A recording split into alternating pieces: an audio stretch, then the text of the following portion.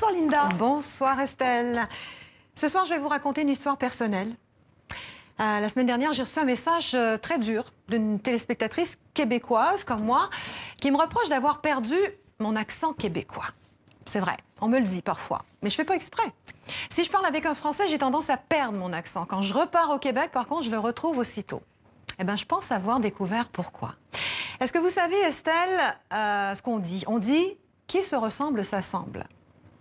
Eh bien, c'est pas vrai. C'est le contraire. Qui s'assemblent se ressemblent.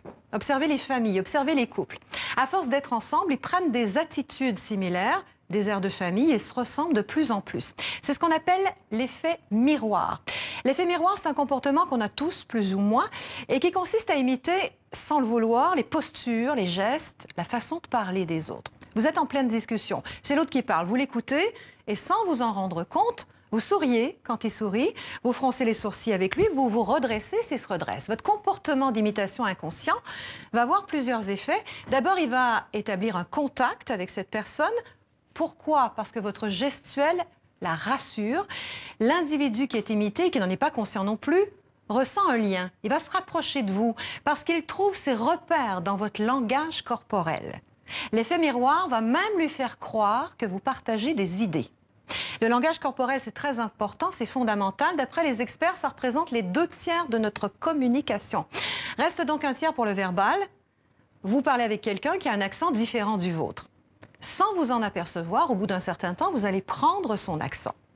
C'est un Français et un Québécois qui se rencontrent. « Bonjour », dit le Français. « Bonjour », répond le Québécois, « comment ça va ?»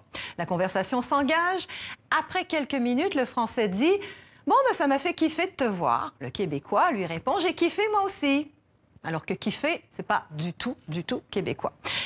L'effet miroir, moi, c'est mon travers. C'est ma manière de chercher à communiquer avec l'autre. Et pour y arriver, il faut d'abord que je me fasse comprendre. Alors inconsciemment, je mime, je prends les mots de l'autre, je prends son accent, je le copie. On peut appeler ça un manque de personnalité. Moi, j'appelle ça le désir d'aller vers l'autre. Ça fait très longtemps, Estelle, qu'on s'intéresse à la communication non verbale, depuis l'Antiquité.